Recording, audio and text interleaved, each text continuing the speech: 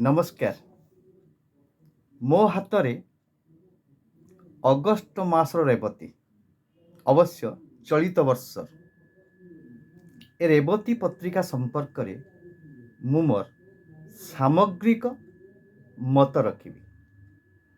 ଆଶା କରିବି ମୁଁ ମୋର ବ୍ୟକ୍ତିଗତ ମତ ଆପଣମାନଙ୍କୁ କିଭଳି ଲାଗିବ ମୁଁ ଜାଣେ ନା, ତଥାପି ନିଶ୍ଚିତ ଭାବରେ ମୋର ମତକୁ ଆପଣ ଗ୍ରହଣ କରିବେ।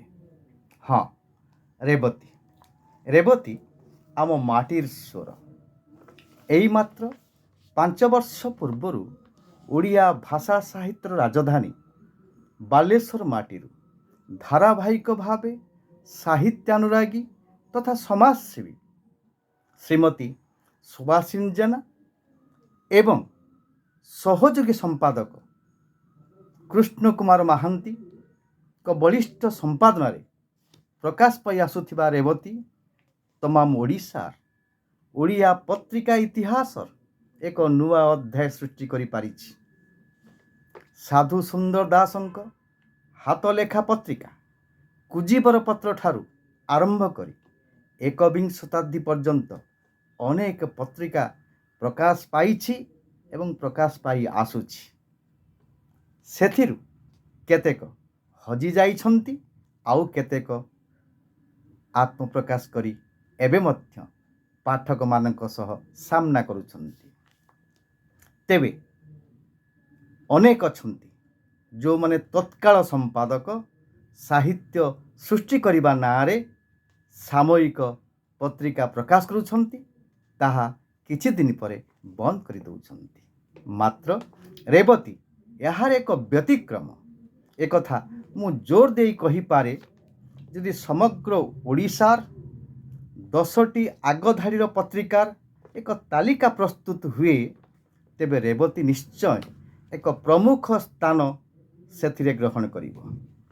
ଏହା କେବଳ ଫିଚର୍ସ ଧର୍ମୀ ପତ୍ରିକା ନୁହେଁ, ବରଂ ମୁଁ କହିବି ଏହା ଏକ ଗବେଷଣାଧର୍ମୀ ପତ୍ରିକା, ଯାହା ତତ୍ତ୍ୱ ଓ ତଥ୍ୟ ସମ୍ବଳିତ।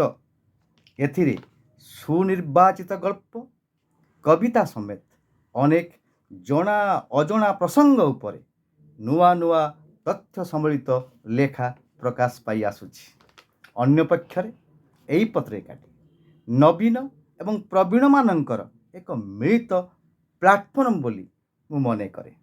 ମୁଁ ଯେତିକି ରେବତୀ ପତ୍ରିକାକୁ ଅଧ୍ୟୟନ କରିଛି, ବିଶ୍ଳେଷଣ କରିଛି, ଏଥିରୁ ସ୍ପଷ୍ଟ ହୋଇଛି ଯେ ଏହାର ସମ୍ପାଦନା ମଣ୍ଡଳୀ ଲେଖାର ମାନ ଦେଖି ପ୍ରକାଶ କରୁଛନ୍ତି, ମାତ୍ର ବ୍ରାଣ୍ଡ ମରା ନାମଧାରୀ ବ୍ୟକ୍ତିଙ୍କର ନୁହେଁ। ଯଦି ସେ ଲେଖାରେ ସେଭଳି କିଛି ତଥ୍ୟ ନଥାଏ, ରେବତୀ ସମ୍ପାଦନା ମଣ୍ଡଳୀ ତାହାକୁ ନଜର ଅନ୍ଦାର କରୁଛନ୍ତି। ମୁଖ୍ୟତଃ ଏଥିରେ ସୃଜନାତ୍ମକ କଳାତ୍ମକ ଆବେଗ, ସର୍ବୋପରି ମନନଧର୍ମୀ, ଚିତ୍ରଧର୍ମୀ ଓ ଶିଳ୍ପଧର୍ମୀ ଲେଖାକୁ ପ୍ରାଧାନ୍ୟ ଦିଆଯାଉଛି, ଯାହାକୁ ପଢ଼ି ପାଠକ ଅନୁଭବ କରେ ମୁକ୍ତ ଚିନ୍ତନ, ନିର୍ଭୀକ ତତ୍ପରତା ଏବଂ ପ୍ରଶାନ୍ତ ଜିଜ୍ଞାସା। ଆଜିର ପତ୍ରିକା ସମ୍ପାଦକମାନେ ରାସ୍ତାର ଦୋଛଟିକ ଉପରେ ଠିଆ ହୋଇଛନ୍ତି। କେଉଁ ଆଡ଼କୁ ଯିବେ? ଇଆଡ଼େ ମାର ଡାକ, ସିଆଡ଼େ ଜଗତର ଆହ୍ୱାନ। ସମ୍ପାଦକଟି ବିଚରା ଗାନ୍ଧାରୀର କା ନେଇ ଜଗତର କଲ୍ୟାଣ କରିବ, ନା ଦୁର୍ଯ୍ୟୋଧନକୁ ବିଜୟୀ ହୁଅ ବୋଲି କହିବ? ଏବେ ବହୁରାଷ୍ଟ୍ରୀୟ କମ୍ପାନୀର ନାୟକମାନେ ଦୁର୍ଯ୍ୟୋଧନ ମନସ୍କ ହୋଇ ଦୁନିଆକୁ କବଳିତ କରିବାକୁ ଆଗସାରେ ହେଉଛନ୍ତି। ଏଭଳି ସ୍ଥଳେ ରେବତୀର ସମ୍ପାଦନା ମଣ୍ଡଳୀ ଏଥିପ୍ରତି ତୀକ୍ଷ୍ଣ ନଜର ରଖିଥିବା ମୋର ମନେ ହୁଏ। କାରଣ ଏହାର ସମ୍ପାଦନା ମଣ୍ଡଳୀ ଭିତରେ ସୁବାସିନୀ ଜେନା ଏକ ନିର୍ଭେଜାଲ ହୃଦୟର ନାରୀ ପ୍ରତିଭା, ଠିକ୍ ସେହିଭଳି କୃଷ୍ଣ କୁମାର ମହାନ୍ତି ସାମ୍ପ୍ରତିକ କାଳଖଣ୍ଡରେ କଥା ଓ କବିତା କ୍ଷେତ୍ରରେ ମଧ୍ୟ ସ୍ୱତନ୍ତ୍ର ପରିଚୟ ସୃଷ୍ଟି କରିପାରିଛନ୍ତି। ତେଣୁ ଏହି ଦୁଇ ଜଣ ସାହିତ୍ୟ ମନସ୍କ ବ୍ୟକ୍ତିମାନେ ନିଶ୍ଚିତ ଭାବରେ ରେବତୀର ଗଠନ ପରିପାଟି, ସୌନ୍ଦର୍ଯ୍ୟକରଣ ଏବଂ ଲେଖକର ଲେଖା ମାନବ ସମ୍ପର୍କରେ ନିଶ୍ଚିତ ଭାବରେ ଧ୍ୟାନ ଦେବେ, ଧ୍ୟାନ ଦେଉଛନ୍ତି ମଧ୍ୟ। ତେଣୁ ଆଶା କରୁଛି ରେବତୀର ଭବିଷ୍ୟତ ନିଶ୍ଚିତ ଭାବରେ ଉଜ୍ଜଳମୟ ହେବ। ନମସ୍କାର, ଧନ୍ୟବାଦ।